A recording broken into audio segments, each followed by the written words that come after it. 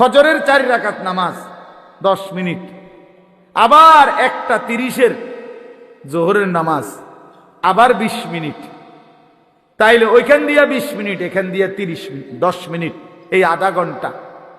ফজরের জামাত হয় যদি 6টায়, জোহরের জামাত 1:30টায়, মাঝখান দিয়া 7টা, 8টা, 9টা, 10টা, 11টা, 12টা, 1টা, 7.5 ঘন্টার মাথায়। তাহলে 7.5 ঘন্টা বা 7 ঘন্টাই ধরো, ঠিক আছে, 7 ঘন্টা আল্লাহ বলছে বান্দা সামান্য দুনিয়া, কিন্তু যাও সময় বেশি দিছি, যাও তবুও করো, সমস্যা নাই, 7 ঘন্টা করো। আর অনেক লম্বা আখিরাত, একদিন হাসরের ময়দানের 50,000 বছর, ফুলসেরা 30,000 বছরের রাস্তা, কবরের শেষ ব্যক্তিটাও থাকতে হবে। কোন কোন মুহাদ্দিসিন বলছে 40,000 বছর। এই লম্বা সফর অনন্তকালের আখিরাতের জন্য এই 7 ঘন্টার ব্যবধানে, 8 ঘন্টার ব্যবধানে সময় নিলাম মাত্র 30 মিনিট, 7.5 ঘন্টা তোমারে দুনিয়ার জন্য দিয়ে দিলাম। তবুও যদি বলো বান্দা আমি জুলুম করছি, তার ইনসাফ কিভাবে? তবুও যদি বলো বান্দা আমি পারবো না, তো তোমার মতো গাদ্দার, তোমার মতো নাফরমান আর কে হইতে পারে? তোমার সামান্য দুনিয়া, অথচ সময় দিছি বেশি। 1:30 জোহরের নামাজ শেষ, 1:50 ভিতরেই নামাজ শেষ, আবার 4:30, 4:45টায় আইসো 4 রাকাত আসরের ফরজ পড়বার জন্য। মাঝখান দিয়ে আবারও আমি আল্লাহ তাআলা লম্বা 3 ঘন্টার মতো সময় আবারও দিলাম, যাও আবার মেহনত করো, আবার পরিশ্রম করো, আবার কামাই করো, আবার কামাই করো। 8টা বাজে এশার নামাজ পড়ছো, 6টা বাজে ফজরের নামাজ। এশার নামাজ আর ফজরের নামাজের মাঝখানে 9টা, 10টা, 11টা, 12টা, 1টা, 2টা, 3টা, 4টা, 5টা, 6টা, প্রায় 10 ঘন্টা আমি আল্লাহ বিরতি দিয়ে রাখলাম। যাও ঘুমাও, তোমার আরো যদি কোনো কাজ থাকে করো, সংসার করো, স্ত্রীর সাথে সময় দাও, নিজের ঘর সামলাও, নিজের আরো কোনো কাজ থাকলে করো বান্দা। আবার 10 ঘন্টার ব্যবধানে 4 রাকাত নামাজ পড়তে আইসো। আমি আল্লাহ জুলুম করলাম কই? আমি আল্লাহ তাআলা বেইনসাফি করলাম কোথায় বান্দা? কিন্তু তুমি জালেম, কত বড় নিকৃষ্ট, কত বড় অসভ্য, নির্লজ্জ, বেহায়া, যে তুমি 8 ঘন্টা পরেও, 8 ঘন্টা যেই মালিক হায়াত দিছেন তার জন্য 4 রাকাত নামাজ পড়তেও তুমি রাজি না, 10টা মিনিট দিতেও রাজি না। এর চাইতে বড় জালেম আর কে হইতে পারে? এর চাইতে বড় নাফরমান আর কে হইতে পারে? এই জন্য বাপ, আমি সমস্ত ছেলে তোমাদেরকে অনুরোধ করলাম, দয়া করে বাবা ভাইবো, তোমরা তোমাদের জিন্দেগি নিয়ে ভাবো। কেউ তোমারে নিয়ে না ভাবলেও, কেউ খেয়াল না করলেও, তুমি মনে রেখো তুমি তো তোমারে আলাদা করতে পারতা না। তোমার শরীর, তোমার দেহ, তোমার অঙ্গ, তোমার হাত পাও, তোমার ভেতর বাহির, এগুলো তো আর তুমি আলাদা করতে পারবা না। কাজে এই দেহ, এই অঙ্গ একদিন হাসরের ময়দানে আল্লাহর সামনে সাক্ষ্য দিবে। কিন্তু আমি অনুরোধ করছি ছেলেরা, ভাইয়া, যদি মনোযোগ থাকে, আন্তরিকতা থাকে, তাইলে এমনি তাকাইয়া শোনো। মোবাইলে ছবি, ভিডিও রেকর্ড কিচ্ছুর দরকার নেই, এমনি বরকত হবে ভাই, এমনি শোনা দরকার। মাঝখান দিয়ে একটু সময়ের জন্য দুষ্টামি করলে, রসিকতা করলে, এতে মনোযোগ থাকে না। আমারও আন্তরিকতা নষ্ট হয়, নিজেরও কোনো পরিবর্তন হয় না। একটি কথা পূর্ণ বুঝবার জন্য ধারাবাহিক মনোযোগ জরুরি, ধারাবাহিক। কোরআনুল কারীমের মধ্যে আছে, আল্লাহ তাআলা বলেন, ওয়াদাক্কির ফাইন্নাদ যিকরা তানফাউল মুমিনিন। এই ছেলে, তোমরা কি বুঝছো মিয়া? না দাঁড়ায় আছো কেন? আল্লাহ তাআলা বলেন, আপনি বারবার উপদেশ দিতে থাকেন, যাক্কির শব্দের অর্থ হলো বারবার, অর্থাৎ আপনি আপনার এই কথাগুলো বারবার বলতে থাকেন। ফাইন্না যিকরা তানফাউল মুমিনিন, নিশ্চয়ই প্রত্যেকবার উল্লেখ করলেই, যতবারই বলবেন ততবারই ইমানদারদের উপকার হবে। এই একবার, দুইবার, 10 বার, 50 বার শুনতে শুনতে, বলতে বলতে একসময় বিবেক জাগবে, অনুভূতি আসবে, ফিকির আসবে যে আহারে আমারে বারবার বলতেছে, আমার প্রতি বারবার নারাজ হইতেছে, আমার তো আসলে বদলানো দরকার। তো একটা সময় তখন পরিবর্তন নসিব হয়। এই জন্য এটা খুব জরুরি, এই বারংবার প্রেসার দেওয়া, বারবার বলতে থাকা, বারবার বলতে থাকা। আম্বিয়ায়ে কেরাম, নবীগণ মানুষদেরকে বারবার আল্লাহর দিকে ডাকতেন। 950 বছর এক টানা হযরত নূহ আলাইহিস সালাম একই এলাকার মানুষকে একই অঞ্চলেই আল্লাহর দ্বীনের দাওয়াত দিয়েছে, এক জায়গাতে। আজকে চিটাগাং, কালকে সিলেট, পরশু খুলনা, এমন না, একই অঞ্চলের মানুষকে, মনে করেন একটা নির্ধারিত সীমারেখার ভেতরেই এই মানুষগুলোকেই তিনি 950 বছর বলে গেছে। হতাশ হন নাই, বলেই গেছে।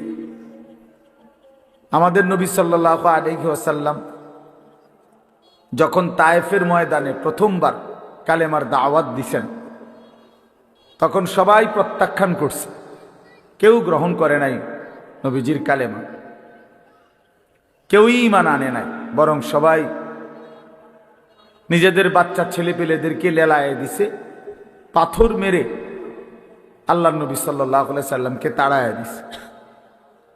কিন্তু কিছুদিনের ব্যবধানে ঠিক এই তায়েফ থেকেও অসংখ্য অগণিত লোক কালেমা পড়ে মুসলমান হয়েছে।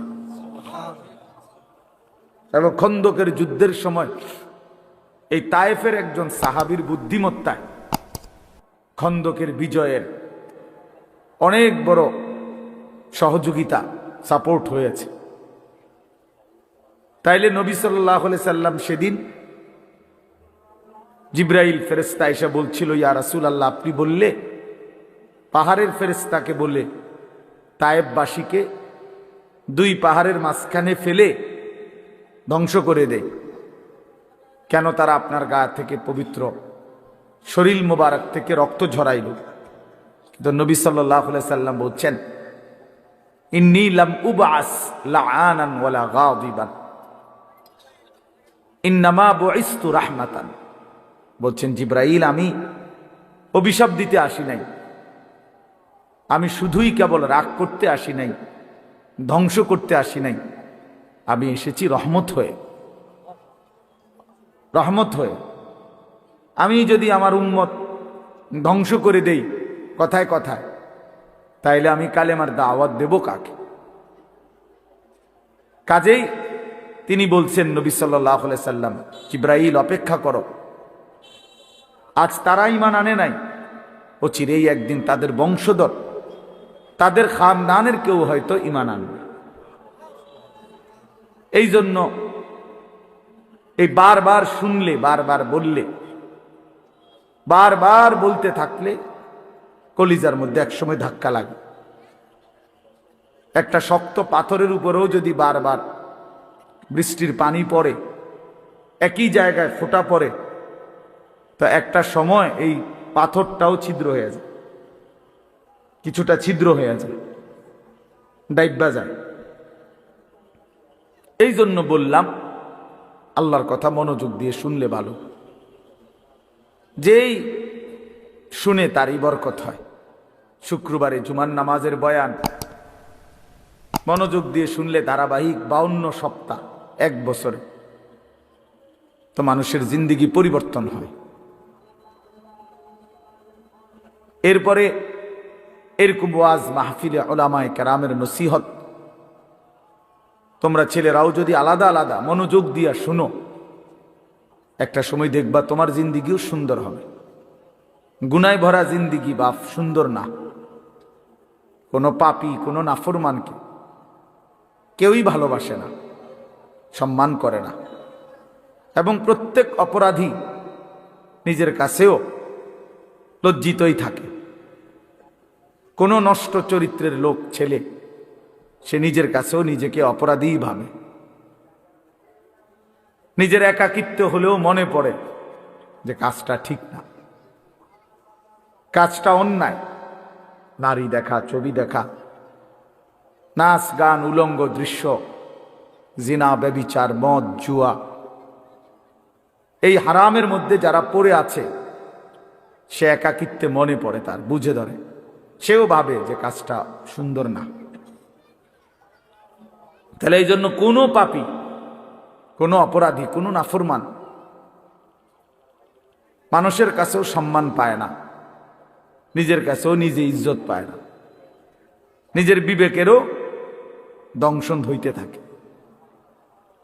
এই জন্য আমি বললাম গুনাহ, নাফরমানি ইজ্জত দেয় না, সম্মান দেয় না, প্রিয় বানায় না, বরং কিতাবের মধ্যে আছে বুগদাতুন ফি কুলুবিল খালক, প্রত্যেক গুনাহ মানুষের অন্তরে ঘৃণা তৈরি করে। প্রত্যেকটি গুনাহের কারণে বান্দা আল্লাহ তাআলা রহমতের নজর থেকে দূরে সরে যায় এবং একটা সময় বান্দা আল্লাহ তাআলার লানত, অভিশাপের যোগ্য হয়। ফলে তখন আল্লাহ যখন কারো উপরে লানত বর্ষণ করে তো গোটা সৃষ্টি তাকে ঘৃণা করে। এই জন্য তোমরা ছেলেরা মনে রেখো, আমি আজকে ওই আসরের আগে এক জায়গায় বলছি এই কথাটা, তোমরা অনেক ছেলে আছো, একটা মিনিট ভাইব এই কথাটা, যে তুমি মনে করো দিন রাত মোবাইলে নারী, ছবি, অশ্লীল দৃশ্য দেখো, কখনোই এক ওয়াক্ত নামাজ পড়ো না, কোনোদিন ফজরের নামাজ পড়ো না, নাচ গান, নাটক, সিনেমা, ছবি, এই নিয়েই তোমার রাত কাটে, দিন কাটে, সময় কাটে। অথচ কেউ তোমারে ডাকে না, তোমার মা, তোমার বাবা, তোমার গ্রামের কেউ, কারো তোমারে নিয়ে কোনো মাথা ব্যথা নাই যে ছেলেটা যে আমাদের চোখের সামনে নষ্ট হয়ে যাচ্ছে, চরিত্রহীন হয়ে যাচ্ছে, ফেরাইবার জন্য কারো চেষ্টা নাই, কারো মানসিকতায় নাই। কারণটা কি? তোমার দিকে কারো নজর নাই কেন? তোমার মা বাবা কারোই কোনো ফিকির নাই কেন? এর মূল কারণ হলো এইটাই, মনে রাখো, যে বুঝো বুঝলা, মনে রাখবা যে মূল কারণ হলো গুনাহ যখন মাত্রাতিরিক্ত হয়ে যায় তখন আল্লাহর লানত বর্ষিত হয়। আর তোমার উপরে আল্লাহর লানত পড়ছে দেখা, খোদার লানত, খোদার গজব পড়ছে দেখা আর তোমারে কেউ ডাকে না, তোমার দিকে কেউ ফিরেও চায় না, তোমার দিকে আর কেউ ফিরে চায় না। আহা, তোমারে আর কেউ বাঁচাইতে, ফিরাইতে চেষ্টা করে। এইটা হলো লানত, অভিশাপের বহিঃপ্রকাশ। নুওয়াল্লিহি মা তাওয়াল্লা ওয়া নুসলিহি জাহান্নাম ওয়া সাআত মাসীরা। আল্লাহ বলছে আমার রাসূলের বিরুদ্ধাচরণ যে করে, আমার ইমানদার মুমিন বান্দা যে পথে চলে, তার উল্টো পথে যে চলে, তা আমিও তাকে সেই উল্টো পথেই চালাইতে থাকি এবং এই উল্টো পথেই একদিন তাকে আমি জাহান্নামে ফেলে দেব। কোরআন শরীফ।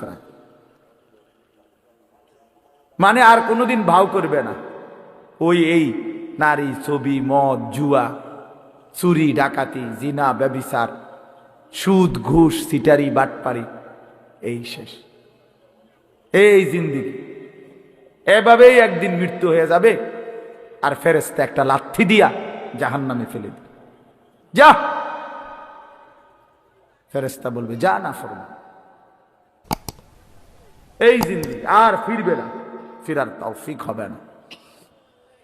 এটা অভিশপ্ত জীবন, মালউন, অভিশপ্ত হইবে যারে কেউ ফিরায় না। আমি আজকেও বললাম, আমার মায়ের বয়স 75 বছর হইল, আমার আম্মার বয়স, আমার বয়স 44 বছর, আমার ওয়াজের বয়স আজকে প্রায় 21 বছর, 22 বছর। আমার 4টা সন্তান আছে।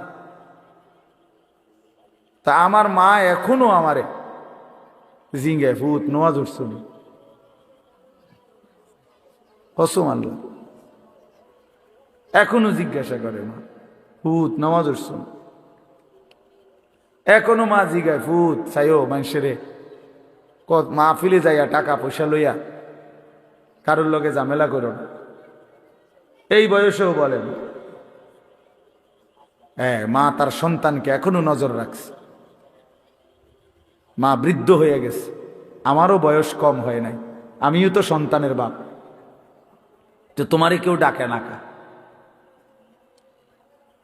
তোমার প্রতিদিন ফজরের নামাজ ছুটে যাচ্ছে, তোমার মাও ডাকে না, বাবাও ডাকে না, কারণ তোমার উপরে খোদার লানত পড়ছে।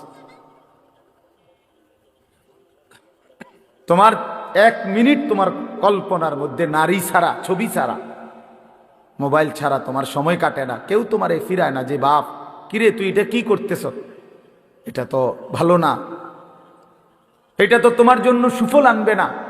এই কথাটুকুও তোমার ঘরে যা বলে না, যাদেরকে কেন বলে না কেউ? তোমার উপরে খোদার লানত, তোমার উপরে আল্লাহর লানত, তুমি অভিশপ্ত। এই জন্য তোমারে আর কেউ ফিরায় না। নাহলে খামখেয়ালি মানুষ কতক্ষণ করে, দুষ্টমি মানুষ কতক্ষণ করে, হাসি ঠাট্টা মজাক আড্ডা কতক্ষণ করে মানুষ? কখনোই কি ফিরবার সময় হয় না? কখনোই কি মনে পড়ে না? এভাবে দিল মরে যায় মানুষের, কোনো দিনই নামাজ পড়বে না। এভাবে মানুষের অন্তর মুসলমানের মরে যায়। আস্তাগফিরুল্লাহ, এ তো বেঈমানের অন্তর। আল্লাহর নবী সাল্লাল্লাহু আলাইহি সাল্লাম এর জন্য বলছেন, মাসালুল্লাযী ইয়াযকুরু রাব্বাহু ওয়াল্লাযী লা ইয়াযকুরু রাব্বাহু মাসালুল হাইয়্যি ওয়াল মাইয়্যিত। নবীজি বলেন, যে আল্লাহ পাকের স্মরণ করে, জিকির করে, বন্দিগি করে, আর যে করে না, তো আল্লাহর নবী সাল্লাল্লাহু আলাইহি ওয়াসাল্লাম বলেন উভয়ের উদাহরণ হলো মাসালুল হাইয়্যি ওয়াল মাইয়্যিত, জীবিত এবং মৃত ব্যক্তির মতো। একজন জীবিত, আরেকজন মৃত। আল্লাহর গোলামি স্মরণ যার মধ্যে আছে, নবীজি বলছে সে জীবিত। আর আল্লাহর বন্দিগি যার মধ্যে নাই, আল্লাহর স্মরণ নাই, সে মৃত। সে মৃত। আল্লাহর নবী সাল্লাল্লাহু আলাইহি সাল্লাম বলেন, ইন্নাল্লাযী লাইসা ফি জাওফিহি শাইউম মিনাল কুরআন কাল বাইতিল খারিব। নিশ্চয়ই যার অন্তরের মধ্যে কিছু পরিমাণ কোরআনের জ্ঞান, কোরআন নাই, 10টা সূরাও পারে না, 5টা সূরাও পারে না, আল্লাহর কোরআনের কোনো ফিকিরে তার দিলের মধ্যে নাই, আল্লাহর নবী বলছেন ওই অন্তর হলো কাল বাইতিল খারিব, আলগা বাড়ি, সারা বাড়ির মতো। যেই বাড়ি মানুষ এখন আর বসতে কাজে ব্যবহার করে না, হয়তো এটা পুরান বাড়ি ছিল আগে, অন ভাঙ্গা টেঙ্গা গেছে, বেড়া টেরা পড়িয়া গেছে, টিন খুইয়া গেছে, দরজা ভাঙ্গা গেছে, সারা বাড়ি আর কি, আলগা বাড়ি, বিরান ঘর, যে ঘরে আর থাকে না এখন। ফলে ওই ঘরে এখন কি থাকে? ওই ঘরে এখন কুত্তা থাকে, বিড়াল থাকে, সাপ থাকে, কেঁচো থাকে, এই সমস্ত প্রাণী থাকে, কুকুর বিড়াল থাকে, সাপ বিচ্ছু থাকে, এগুলো থাকে। আল্লাহর নবী সাল্লাল্লাহু আলাইহি সাল্লাম বলছেন, যে কলিজার ভিতরে আল্লাহর কোরআন নাই, ওই দিলের মধ্যে কুত্তা থাকে, ওই দিলের মধ্যে শূকর থাকে, ওই দিলের মধ্যে বিড়াল থাকে, ওই দিলের মধ্যে সাপ থাকে, বিচ্ছু থাকে, মানুষ থাকে। ওটা সারা বাড়ি, ওটা আলগা বিরান ঘর, ওটা মরুভূমি, ওটা মরিচিকা, ওটা হাহাকার। ফলে আর তার কোনো গন্তব্য নাই, জীবনের কোনো আগামাথা নাই, জিন্দেগির কোনো হিসাব কিতাব নাই। রাত হয় কখন, দিন হয় কখন, কোন নামাজের ওয়াক্ত আসে কখন, যায় কখন। জানোয়ারের আবার এত কিছুর দরকার কি? কুত্তা এগুলা দিয়ে করবে কি? শুকরে এগুলা দিয়ে করবে কি? তাহলে মানুষরূপী যেই জানোয়ার আল্লাহকেই ভুলে গেছে। হ্যাঁ, এই জানোয়ারের রাত কি আর দিন? এই জানোয়ারের শুক্রবার কি আর শনিবার কি? এই হাইওয়ানের আবার জীবন কি? সারাক্ষণ একই রকম, সব দিন বরাবর, সব মাস বরাবর। আমরা হিসাব করি আলহামদুলিল্লাহ। আমার বয়ান এখানে, আমরা হিসাব করি, মাহফিল দেরি হোক, কিন্তু ঠিকই আমরা মাগরিবের নামাজ মসজিদে কংসনগর জামাতের সাথেই পড়ছি, তারপরে আসছি। অর্থাৎ হিসাব মিলাতে হবে জিন্দিগি। আমার জিন্দিগির আমার টার্গেট থাকতে হবে যে হাজার ব্যস্ত আমি, লক্ষ কোটি ব্যস্ততা হোক, কিন্তু আমি নামাজ ছুটবে কেমনে? আবার এটা কোনো যুক্তি হইতে পারে না। মুসলমানের নামাজ ছুটে কেমনে? নামাজবিহীন মুসলমান থাকে কেমনে? তার পরিচয় মুসলমান কিভাবে হয় ভাইয়া? ফারকুমা বাইনানা ওয়া বাইনাল কুফরে আসসালাহ। নবীজি বলছে আমাদের মাঝে আর বেঈমান কাফেরের মাঝে পার্থক্য নামাজ। আল্লাহ নবী সাল্লাল্লাহু আলাইহি ওয়াসাল্লাম বলেন, মান তারাকা সালাতাম মুতাআম্মিদান ফাকাদ কাফারা। যে ইচ্ছে করে নামাজ ছেড়ে দিল সে যেন বেঈমান হয়ে গেল। ফাকাদ কাফারা, সে কুফরি করল। স্পষ্ট হাদিস। আল্লাহ নবী সাল্লাল্লাহু আলাইহি ওয়াসাল্লাম বলেন, আস-সালাতু ইমাদুদ্দিন, নামাজ হচ্ছে দ্বীনের খুঁটি। মান আকামাহা ফাকাদ আকামাদ-দ্বীন, যে নামাজ জারি রাখলো সে যেন তার পুরা দ্বীন চালু রাখলো। ওমান হাদামাহা ফাকাদ হাদামাদ-দ্বীন, যে নামাজ নষ্ট করে দিল সে তার পুরা দ্বীন নষ্ট করে দিল। আল্লাহ কোরআনে বলছে, ইন্নাস সালাতা তানহা আনিল ফাহশাই ওয়াল মুনকার, নিশ্চয়ই একমাত্র নামাজ যাবতীয় অশ্লীলতা, অসভ্যতা, বেহায়াপনা, অপরাধ থেকে বিরত রাখে। এজন্য সাফ কথা বেটা, কোন বেনামাজি ভদ্র হইতে পারে না। বেনামাজি মানেই অসভ্য বেটা, বেনামাজি মানেই কুত্তার জিন্দেগি, কুত্তার জিন্দেগি। হ্যাঁ, জোরে বল বেটা, তোরা যারা নামাজ পড়স না, লজ্জা থাকলে বলিস। আর বেহায়া যদি হাসো বেনামাজি হবার পরেও, তো মনে রাখো তোর ব্রেনে সমস্যা, তোর মাথার তার সিরা, তুই পাগল মাতাল, তুই মানুষও না জানোয়ারও না, তোর কোনো অনুভূতি নাই বেটা, বিবেকে নাই বেটা। তুই জানোস না তোরে বানাইছে কে বেটা? তুই পাগল না ছাগল এটাও জানোস না বেটা। কিসের মা কিসের বাপ? বেনামাজির কি আর মা কি তা বাপ? বেনামাজির কিসের আল্লাহ কিসের রাসূল? কিচ্ছু নাই, হেতেই হেতে। তার আবার মা কিভাবে হবে? সে তার মা তো মুসলমান, তার বাবা তো মুসলমান, সে তো তার বাবাকে চিনে না, সে তো তার মায়ের ইজ্জত বুঝে না। অতএব বেনামাজি অনেকটা বেওয়ারিশের মতো, লাওয়ারিশ। এই জন্য বন্ধু মনে রাখো, নিজের হিসাব মিলানো, নিজেকে বুঝা, নিজেকে চিনা অনেক বড় সম্পদ, অনেক বড় নিয়ামত। এর জন্য হাসি দিয়ে উড়াই দিও না। এক হুজুর সুন্দর বলছে, শুধু এটাই ভেবো না যে হুজুর ভালোই বলছে। না ভাইয়া, তুমি ভাবো তোমার জিন্দেগি এত অধপতন কেন? একেবারে সামান্য একটা বিষয়। আমরা এখন 5 রাকাত নামাজ পড়ছি মাগরিব, কত 10 মিনিট সময় লাগছে, খালাস। সমস্যা কি? 4 রাকাত ফজরের নামাজ পড়তে কত 10 মিনিট সময় লাগে। এটা এত কঠিন কিছুই না, কিছুই না। এটা কঠিন, কোনো কঠিন হতেই পারে না। এটা কোরআন শরীফে আছে, ইউরিদুল্লাহু বিকুমুল ইউসরা ওয়ালা ইউরিদু বিকুমুল উসরা। আল্লাহ বলে, বান্দা আমি আল্লাহ তোমাদেরকে সব বিষয়ে সহজ করতে চাই, কোনোভাবেই বান্দা আমি তোমার উপরে কঠিন কিছু চাপায় দিতে চাই না। মা জাআলা আলাইকুম ফিদ দীনি মিন হারাজ। আল্লাহ বলেন, আমি আল্লাহ দ্বীনের নামে, ইসলামের নামে, কোরআনের নামে আমার কোনো শরীয়ত, আমার কোনো বিধান আমি এমন একটাও বানাই নাই যেটা হারাজ, কষ্ট হয়ে যাবে, মুসিবত হয়ে যাবে, অনেক বড় পেরেশানি হয়ে যাবে তোমার জন্য। না না, আমি এমনটা বানাই নাই। মা জাআলা আলাইকুম ফিদ্দীন মিন হারাজ। আল্লাহ নবী সাল্লাল্লাহু আলাইহি ওয়াসাল্লাম বলছেন, আদ-দীনু ইউসরুন, দিন সহজ, ইসলাম মানা সহজ, সহজ, একেবারেই সহজ, স্বাভাবিক তালেই। আমার শায়েখ আল্লামা মুফতি মুশতাকুন নবী কাসেমী হুজুর সেদিন আমাদের মাদ্রাসায় কিশোর যুব ইসলাহি মজলিসে, আমরা আলাদা 16 বছর থেকে 30 বছর বয়সী পর্যন্ত ছেলেদের আলাদা ইসলাহি মজলিস করছিলাম আমার মাদ্রাসায়।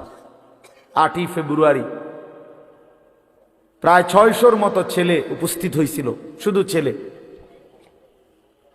সব নওজোয়ান। হুজুর সেখানে বলছিলেন এই ব্যাপারে বিস্তারিত, যে আমাদের জীবনের দুইটা অংশ, একটা হলো দুনিয়া, আরটা হলো আখিরাত। দুনিয়ার জন্য আমাকে করতে হবে কর্ম, আখিরাতের জন্য আমাকে পালন করতে হবে ধর্ম। এই আমার জিন্দেগি। দুনিয়ার জন্য আমি কর্ম করব, আখিরাতের জন্য আমি ধর্ম পালন করব। কর্ম এবং ধর্ম, এই আমার জিন্দেগি। কিন্তু হুজুর বলছেন দুনিয়া স্বল্প সময়ের, আখিরাত অনন্তকালের। কিন্তু আল্লাহ পাক দয়া করে অনন্তকালের আখিরাতের জন্য ধর্মের বিধান দিয়েছেন সামান্য, সামান্য সময়ের দুনিয়ার জন্য কর্মের সুযোগ দিয়েছেন অনেক বেশি, অনেক বেশি। ফজরের 4 রাকাত নামাজ 10 মিনিট, আবার 1:30-এর জোহরের নামাজ আবার 20 মিনিট, তাইলে ওইখান দিয়া 20 মিনিট, এখান দিয়া 30 মিনিট, 10 মিনিট, এই আধা ঘন্টা। ফজরের জামাত হয় যদি 6টায়, জোহরের জামাত 1:30টায়, মাঝখান দিয়া 7টা, 8টা, 9টা, 10টা, 11টা, 12টা, 1টা, 7.5 ঘন্টার মাথায়। তাহলে 7.5 ঘন্টা বা 7 ঘন্টাই ধরো, ঠিক আছে, 7 ঘন্টা আল্লাহ বলছে বান্দা সামান্য দুনিয়া, কিন্তু যাও সময় বেশি দিছি, যাও তবুও করো, সমস্যা নাই, 7 ঘন্টা করো। আর অনেক লম্বা আখিরাত, একদিন হাসরের ময়দানের 50,000 বছর, ফুলসেরাত 30,000 বছরের রাস্তা, কবরের শেষ ব্যক্তিটাও থাকতে হবে। কোন কোন মুহাদ্দিসিন বলছে 40,000 বছর। এই লম্বা সফর অনন্তকালের আখিরাতের জন্য এই 7 ঘন্টার ব্যবধানে, 8 ঘন্টার ব্যবধানে সময় নিলাম মাত্র 30 মিনিট, 7.5 ঘন্টা তোমারে দুনিয়ার জন্য দিয়ে দিলাম। তবুও যদি বলো বান্দা আমি জুলুম করছি, তার ইনসাফ কিভাবে? তবুও যদি বলো বান্দা আমি পারবো না, তো তোমার মতো গাদ্দার, তোমার মতন নাফরমান আর কে হইতে? তোমার সামান্য দুনিয়া, অথচ সময় দিছি বেশি। 1:30-এ জোহরের নামাজ শেষ, 1:50-এর ভিতরেই নামাজ শেষ। আবার 4:30, 4:45টায় আইসো 4 রাকাত আসরের ফরজ পড়বার জন্য। মাঝখান দিয়ে আবারও আমি আল্লাহ তাআলা লম্বা 3 ঘন্টার মতো সময় আবারও দিলাম, যাও আবার মেহনত করো, আবার পরিশ্রম করো, আবার কামাই করো, আবার কামাই করো। 8টা বাজে এশার নামাজ পড়ছো, 6টা বাজে ফজরের নামাজ। এশার নামাজ আর ফজরের নামাজের মাঝখানে 9টা, 10টা, 11টা, 12টা, 1টা, 2টা, 3টা, 4টা, 5টা, 6টা, প্রায় 10 ঘন্টা আমি আল্লাহ বিরতি দিয়ে রাখলাম। যাও ঘুমাও, তোমার আরো যদি কোনো কাজ থাকে করো, সংসার করো, স্ত্রীর সাথে সময় দাও, নিজের ঘর সামলাও, নিজের আরো কোনো কাজ থাকলে করো বান্দা। আবার 10 ঘন্টার ব্যবধানে 4 রাকাত নামাজ পড়তে আইসো। আমি আল্লাহ জুলুম করলাম কই? আমি আল্লাহ তাআলা বেইনসাফি করলাম কোথায় বান্দা? কিন্তু তুমি জালেম, কত বড় নিকৃষ্ট, কত বড় অসভ্য, নির্লজ্জ, বেহায়া, যে তুমি 8 ঘন্টা পরেও, 8 ঘন্টা যেই মালিক হায়াত দিছেন তার জন্য 4 রাকাত নামাজ পড়তেও তুমি রাজি না, 10টা মিনিট দিতেও রাজি না। এর চাইতে বড় জালেম আর কে হইতে পারে? এর চাইতে বড় নাফরমান আর কে হইতে পারে? এই জন্য বাপ, আমি সমস্ত ছেলে তোমাদেরকে অনুরোধ করলাম, দয়া করে বাবা ভাইব, তোমরা তোমাদের জিন্দেগি নিয়ে ভাবো। কেউ তোমারে নিয়ে না ভাবলেও, কেউ খেয়াল না করলেও তুমি মনে রেখো, তুমি তো তোমারে আলাদা করতে পারতা না। তোমার শরীর, তোমার দেহ, তোমার অঙ্গ, তোমার হাত পাও, তোমার ভেতর বাহির, এগুলো তো আর তুমি আলাদা করতে পারবা না। কাজে এই দেহ, এই অঙ্গ একদিন হাসরের ময়দানে আল্লাহর সামনে সাক্ষ্য দিবে, সাক্ষ্য দিবে। এই জন্য যদি গুনাই করতে হয়, নিজের চোখকে আড়াল করে গুনাহ করো। যদি গুনাই করতে হয়, নিজের হাতকে আড়াল করে গুনাহ করো। যদি গুনাই করতে হয়, নিজের দেহকে আড়াল করে গুনাহ করো। কিভাবে সম্ভব? সম্ভব? আমার চোখে আমি না দেখলে, আমার হাত আমি স্পর্শ না করলে গুনাহ হবে কেমনে? এজন্য কোরআনুল কারীমে আল্লাহ বলছেন, ওয়াশাহিদা আলাইহিম সামউহুম ওয়া আবসারুহুম ওয়া জুলুদুহুম বিমা কানু ইয়ামালুন। বান্দা, তোমাদের কান, তোমাদের চোখ, তোমাদের সমস্ত দেহ, অঙ্গ প্রত্যঙ্গের চামড়া আমি আল্লাহর কাছে সেদিন হাসরের ময়দানে তোমাদের যাবতীয় কর্মকাণ্ড সম্পর্কে সাক্ষ্য দিব। আমাকে শোনাবে, আমাকে বলবে। বান্দা, তুমি আড়াল করতে পারবা না। নিজের হাতকে আড়াল করবেন কেমনে? নিজের চোখকে আড়াল করবেন কেমনে? নিজেকে আড়াল করার সুযোগ তো নাই ভাই। প্রিয় সন্তান, প্রিয় ছেলেরা, কেন নষ্ট হচ্ছ? কেন চরিত্রহীন হইলা বাবা? বলো বাপ। ওই দেখেন, ও এখানে হাসাহাসি করে, চুল ধরে মানে এই হলো পোলা ফাইনাল কি করে, মানে কেন এখানে না? শুধু এ চলতে ফিরতে, হাঁটতে ঘুরতে একটা আরেকটারে লাত্তি দেয়, একটা আরেকটারে টাইনা ধরে, একটা চুল ধরে, একটা বেটকায়, একটা আঞ্জা দিয়া ধরে, মানে কি করে? পাগল মাতাল। আহা, দেখেন আপনারা ছেলে পেলেদের চাল চলনে, মানে একেবারেই শূন্য, বিচ্ছিন্ন। পৃথিবীতে কোনো মানুষ আছে তারে কেউ দেখে এটা দ্বারা কোনো লজ্জা শরম হইতে পারে? এ কিচ্ছু বোঝে না, কিছুই বোঝে না মিয়া, কিচ্ছু বোঝে না। কি মুরব্বী আছে না, মানুষে দেখে না, আলেম ওলামা দেখে না, হেতে হেতের এত বিকৃত। আহা, আল্লাহর নবী সাল্লাল্লাহু আলাইহি ওয়াসাল্লামের জন্য হাদিস আছে দোস্ত। আল্লাহর নবী বলছে, কিছু মানুষের দিল ওয়াল কালকুজ মিরবাদান। নবীজি বলছেন, কিছু মানুষের দিল থাকে এরকম উল্টানো। এই যে এটা উল্টানো, মনে করেন এইটা উল্টানো হইলে এইবার এইটার উপরে যদি এখানে আটলান্টিক মহাসাগরের পানিও ঢালে, এটা পুড়বে না। পুড়বে এটা? কেন পুড়বে না? উল্টা, উল্টা এটা। রাসূলুল্লাহ সাল্লাল্লাহু আলাইহি ওয়াসাল্লাম বলছেন, কিছু নাফরমানের কলিজা উল্টানো থাকে, দিল উল্টানো থাকে। লা ইয়ারিফু মা'রুফান ওয়ালা ইউনকিরু মুনকারান। তখন আর সে কোনো ভালোও বুঝে না, কোনো মন্দও বুঝে না, কিছুই বোঝে না, কিছুই বোঝে না। উলাইকা কাল আনআম।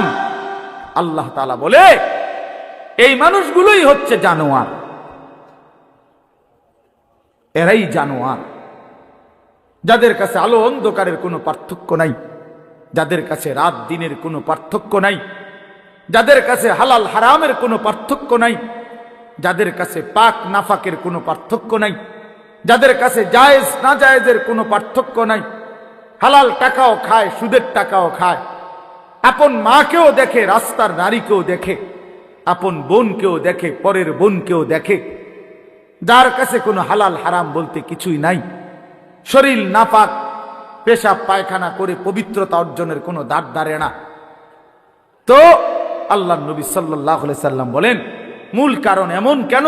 এই নাফরমানের কলজা উল্টানো। এই নাফরমানের দিল উল্টায় দিছে আল্লাহ। ইন্না কুলুবাল ইবাদ বাইনা ইসবাআইন মিন আসাবি'ir রহমান ইউকাল্লিবুহু কাইফা ইয়াশা। হাদিসের মধ্যে আছে, আল্লাহর নবী সাল্লাল্লাহু আলাইহি সাল্লাম বলেন, নিশ্চয়ই মানুষের দিল আল্লাহ পাকের কুদরতি এই দুই আঙ্গুলের মাঝে, আল্লাহর কুদরতি দুই আঙ্গুলের মাঝে তিনি যেভাবে ইচ্ছে এই দিল উলট পালট করতে পারেন। এই জন্য আমাদের নবী সাল্লাল্লাহু আলাইহি সাল্লাম ভাইয়া, নবীজি 5 ওয়াক্ত নামাজের পরে একটা দোয়া করতেন।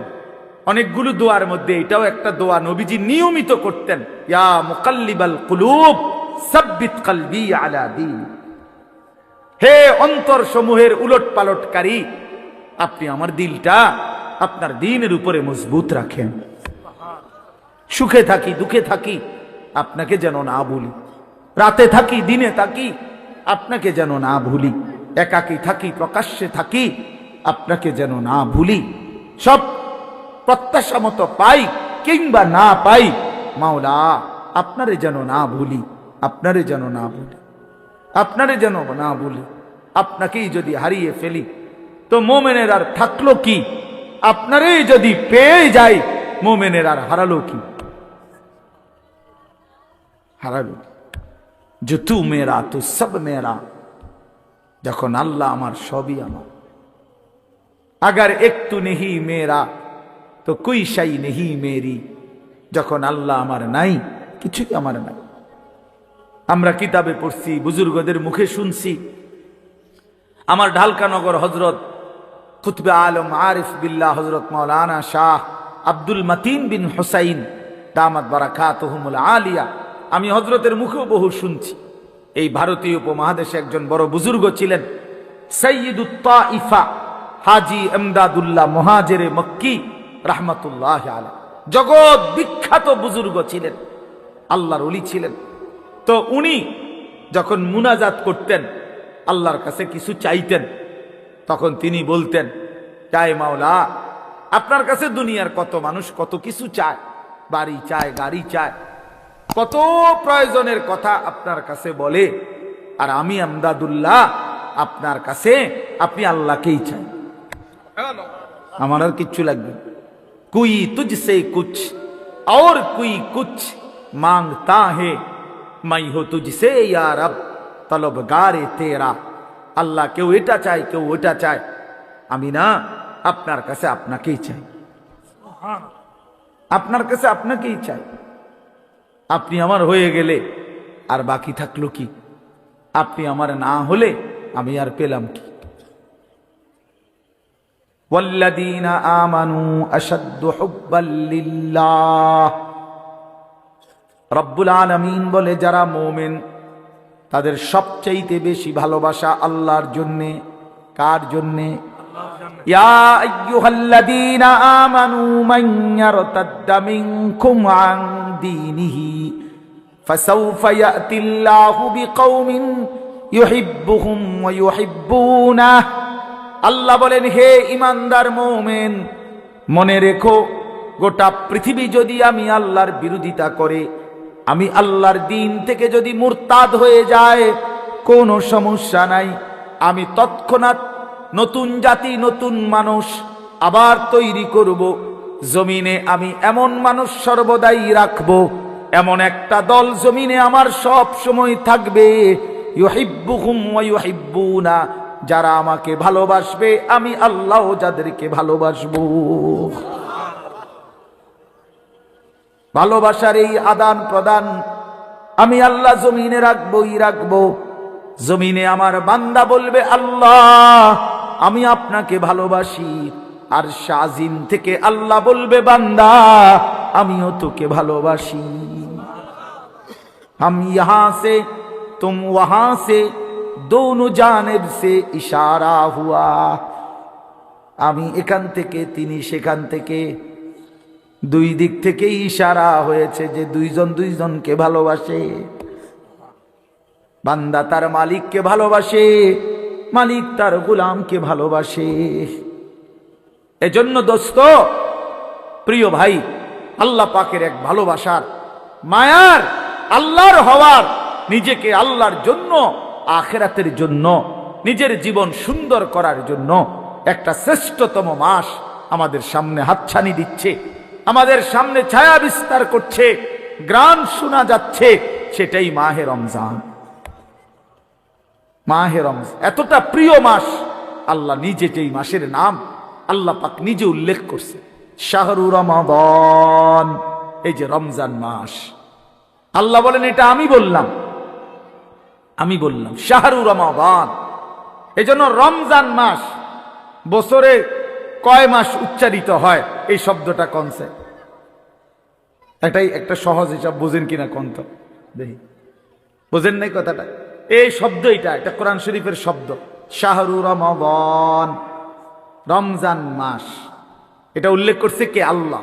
কোথায়? তো এইটা বছরে কয়বার উচ্চারিত হয়? একবার। 24 ঘন্টা উচ্চারিত হয়। 24 ঘন্টা জমিনে এই শব্দ উচ্চারিত হয়, কারণ আল্লাহর জমিনে 24 ঘন্টাই আল্লাহর কালামের তেলাওয়াত চলতেছে। পৃথিবীতে কোনো মুহূর্তেই আল্লাহর কালামের তেলাওয়াত বন্ধ হয় না। তাহলে এই শব্দ তো তেলাওয়াতের অংশ, এই শব্দ তো আয়াতের অংশ। সূরা বাকারা, কোরআনুল কারীমের দ্বিতীয় সূরার 185 নম্বর আয়াত, শাহরু রমাদান, রমজান মাস। কোন মাস উল্লেখ করেছেন আল্লাহ? মাসের নাম রমজান। যিনি উল্লেখ করলেন তিনি রহমান, নাজিল করলেন কোরআন। গ্রহণ করবে যারা তারা মুসলমান। শাহরু রমাদান আল্লাযী উনজিলা ফীহিল কুরআন। আল্লাহ বলে, বান্দা শুনো, রমজান মাস চিনেছো কিনা বান্দা? সেটা সেই মাস যে মাসে আমি আল্লাহর কোরআন নাজিল করা হয়েছে। আল্লাহ বলেন, যেদিন কোরআন নাজিল হয়েছে সেই বরকতে রমজান দামি হয়েছে। কোরআন নাজিল হয়েছে সেই কারণে লাইলাতুল কদর দামি হয়েছে। প্রত্যেক বছর সবে কদর কোরআন নাজিল হয় না, কিন্তু ওই এক রাতে কোরআন নাজিল হয়েছিল সবে কদর। ফলে অনন্তকালের জন্য ওই রাত যতবারই ফিরে আসে ততবারই দামি হয়। ওই এক বছরই শুধু রমজানে কোরআন নাজিল হয়েছিল। এখন তো আর কোরআন নাজিল হয় না, নবীজি তো নাই, কিন্তু ওই এক মাস কোরআন নাজিল হয়েছে যেই মাসে, সেটা যতবার ফিরে ফিরে আসবে ততবারই দামি হতে থাকবে। শাহরু রমাদান, ওই দেখেন ওই অপদার্থ, এই হাইওয়ান দেখছেন, এই যে এতক্ষণ খুঁজা পাইছেন না তো, এখন দেখেন এই হাইওয়ান কাহাকে বলে। এই দেখেন এত নির্লজ্জ কিছু ছেলে আছে, এত অসভ্য, এত শক্ত অসভ্য এগুলো। মানে তার কথা হলো, হুজুর তোমার বাপেও যদি বলে আমি মোবাইল ছাড়তাম না, তোর আব্বা যদি কয় হুজুর তোর বাপ কবরের থেকে আইয়া কইলো আমি শুনি, আমি আমার বাপের কথাই শুনি না, তোর কথা শুনবো কিতাম বেড়া হুজুর, তুই কেডা বেড়া?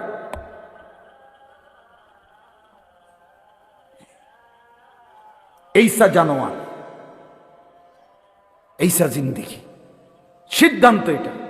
মানে পৃথিবীতে প্রয়োজনে মরে যাব, হাত পাও খুললেও যদি রাখা দেয় তারপরও মোবাইল ছাড়বো না। প্রয়োজনে বাপ ছেড়ে দেবো, প্রয়োজনে মা ছেড়ে দেব, প্রয়োজনে ধর্ম ছেড়ে দেব, প্রয়োজনে আল্লাহ ছেড়ে দিলাম, প্রয়োজনে জাহান্নামকেই বুকে নিলাম, কিন্তু মোবাইল আমি ছাড়ব না।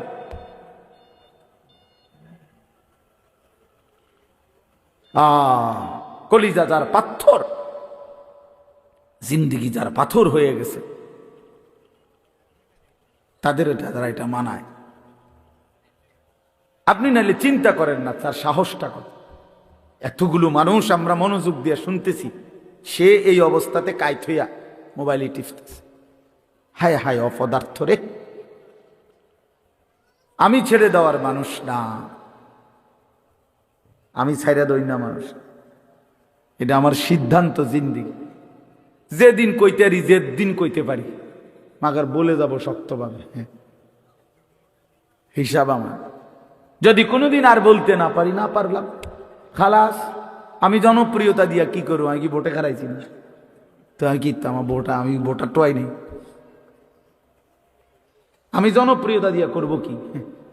বোঝেন নাই আমার কথা? আমি তো ইলেকশনে খারাইছি না, আমার এই মানসিকতাও নাই, তো আর আমার সমস্যা কি? আমার শুধু বলে যাওয়া, আল্লাহর কথা ফেরি করা, বলতে থাকা, যেখানে সুযোগ হয়, যেটুকু সুযোগ হয় আল্লাহর কথা বলা। কবি আরশ पर कभी फरश पर, कभी उनके दर कभी दर बदर, गमे आशिकी तेरा शुक्रिया, मैं कहां कहां से गुजर गया, कभी रास्तों में तन्हा, कभी हो गुरूद सहरा, मैं जुनू का हम सफर हो, मेरा कोई घर नहीं। আল্লাহর পথে যে ডাকে তার কোনো ঘর হয় না।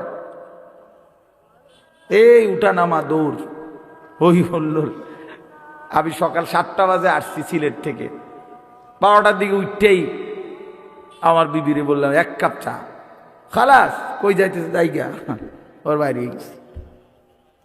চলো ভাইয়া, জিন্দিগি চলতে থাকে, বিশ্রাম হবে ইনশাআল্লাহ যেদিন কবরে পৌঁছবে সেদিন, আরাম হবে যেদিন জান্নাত হবে সেদিন।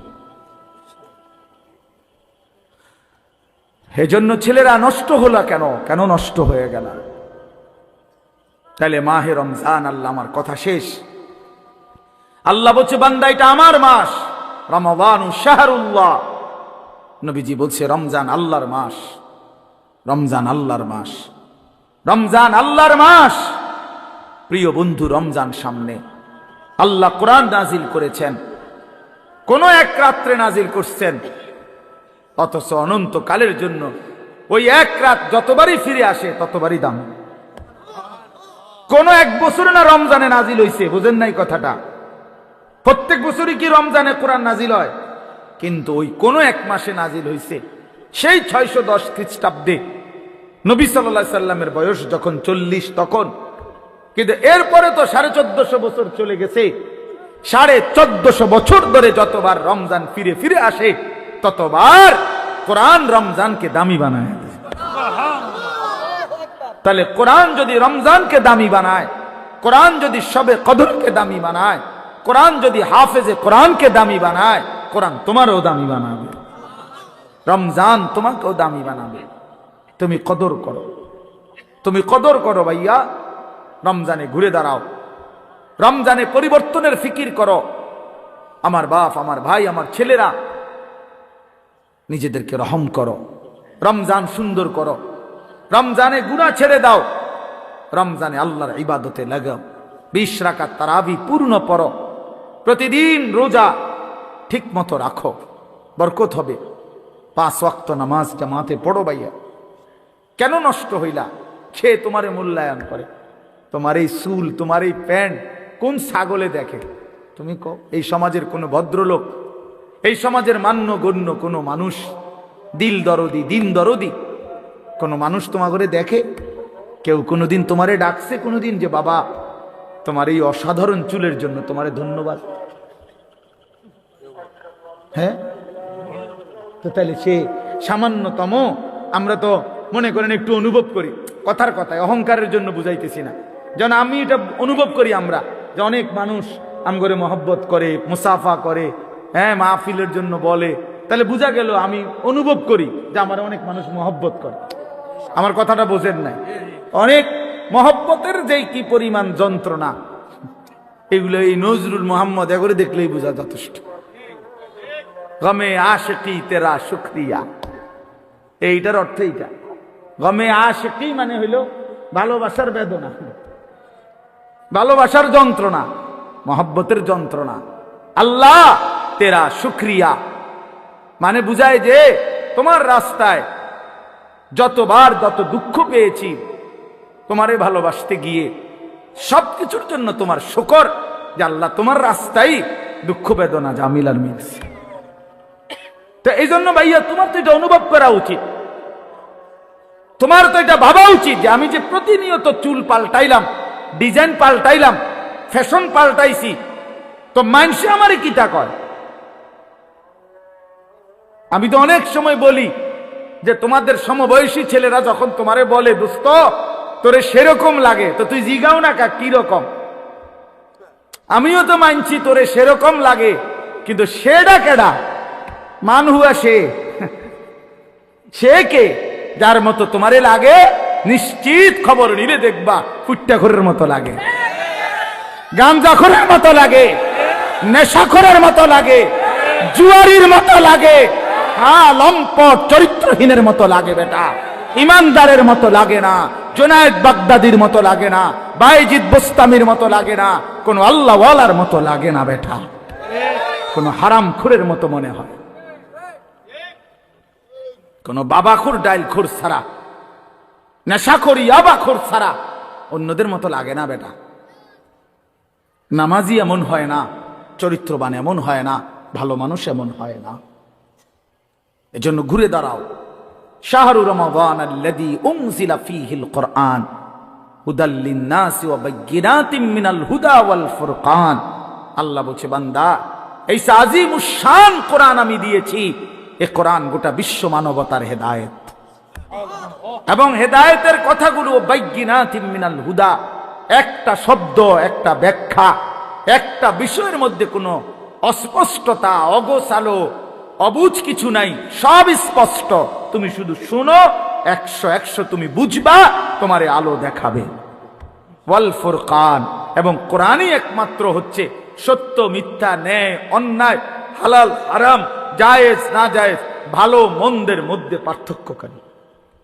তুমি ভালো মন্দ চিনবা না যদি কোরআন না চিনো, তুমি সত্য মিথ্যা বুঝবা না যদি কোরআন না চেনো, হালাল হারাম, জায়েজ না জায়েজ, উচিত অনুচিত, ন্যায় অন্যায় বুঝবা না।